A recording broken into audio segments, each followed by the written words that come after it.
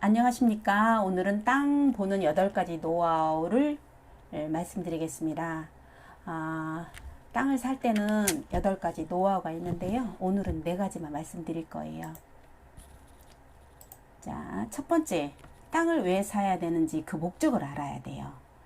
땅을 살 때는 크게 이제 실소유자가 찾는 사용수익의 목적과 개발 목적으로 사두는 투자 목적으로 나눌 수가 있어요. 보유 기간은 한 3년에서 5년, 또 이제 장기간으로는 10년까지 이렇게 분류를 할 수가 있는데, 땅을 사려는 포인트를 정하는 것이 가장 중요해요. 같은 땅을 보더라도 나는 전원주택 용도로 이렇게 산다, 그런 사람하고 주말 농장으로 접근하는 사람하고는 또 달라요. 또 단지 나는 묻어두기로 투자 목적을 하는 사람에 따라서 다르기 때문에 왜 땅을 사야 되는지 내 스스로 반문해 봐야 됩니다.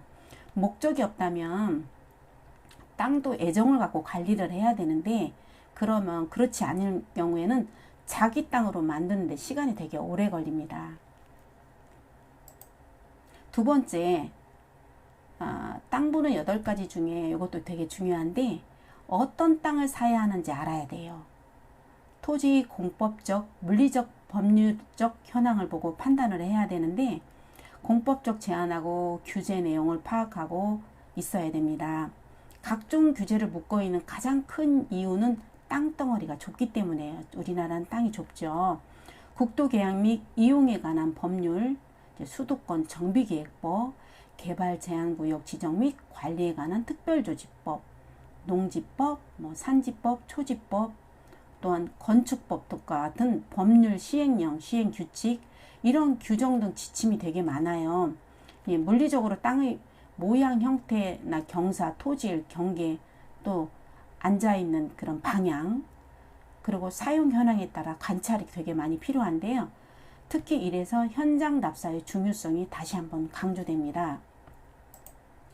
땅을 보고 마음에 들었어요. 근데 등기부 등본을 보는 순간 너무너무 복잡해서 이제 보이지 않는 법률까지 확인해야 되는 경우가 있어요.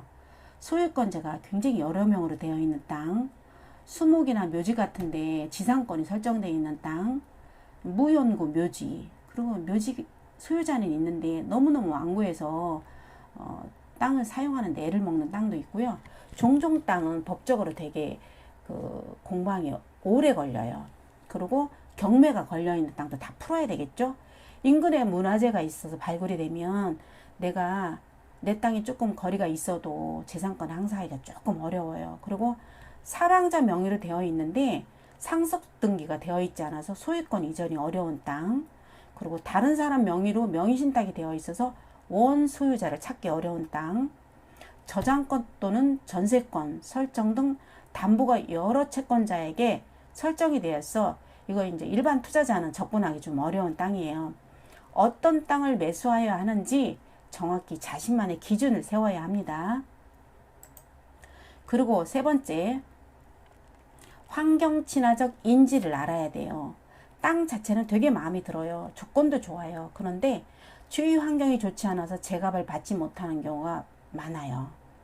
땅이 개별적인 특징인 부동성으로 자연의 변화에 그대로 순응할 수밖에 없습니다.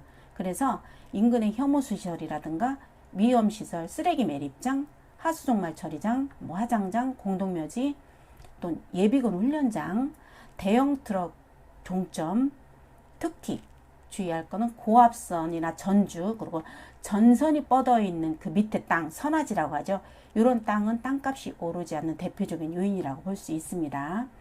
그리고 네 번째, 시골 땅의 경우에는 여러분 차로 조금 갔는데 별로 안 멀었어요. 근데 되게 멀은 땅도 많아요. 1순위는 접근성하고 도로예요.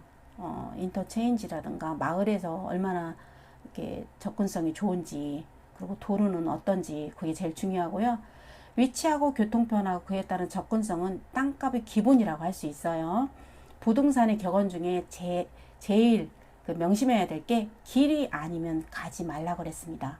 그만큼 도로가 가장 중요하다고 보면 됩니다. 오늘은 땅 보는 노하우 8가지 중에 4가지를 말씀드렸는데요.